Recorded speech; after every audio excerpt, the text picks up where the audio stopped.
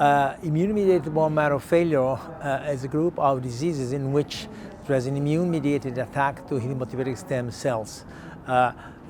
According to literature, the diseases in which this mechanism is detectable are acquired idiopathic aplastic anemia, hypocellular or low blast count or low risk MDS, and PNH.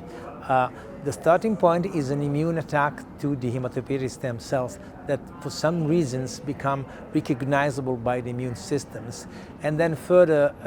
track can develop. In case of aplastic anemia, there is a kind of activation of autoreactive T clones that generates cytokine storms that in the end hits the hematopoietic stem cells, which gets to apoptosis, thus creating the impoverishment of cells that we see in the empty trophine biopsy of acquired aplastic anemia patients. In the case of PNH, there is a theory which is called the immune escape theory, proposed and confirmed over time by two eminent Italian pathologists, Professor Bruno Rottoli and Professor Lucio Lusato, my mentor years ago in my training here in UK,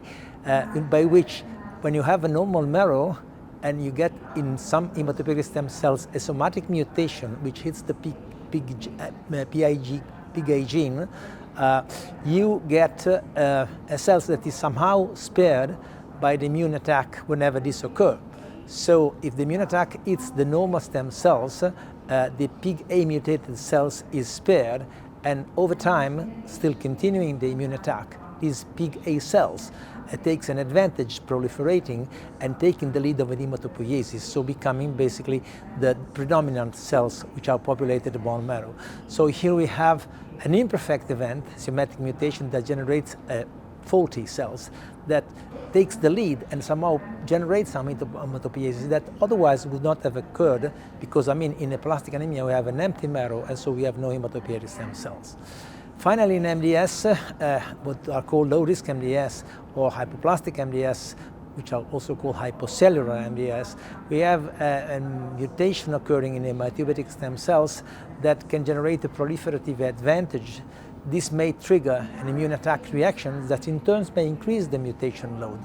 giving further proliferative advantage and so the expansion of the MDS clone. In other cases, the mutation increases because there is a kind of limited surveillance of the immune systems that in the end generates an expansion of MDS clones. So the bottom line is that in these three diseases you have an immune-mediated attack to the hematopoietic stem cells that then is modulated by modulators, can either be positive or negative, that generates slightly different phenotypes. But the bottom line is that these three diseases can be amenable for treatment in certain conditions with immune suppressive therapy.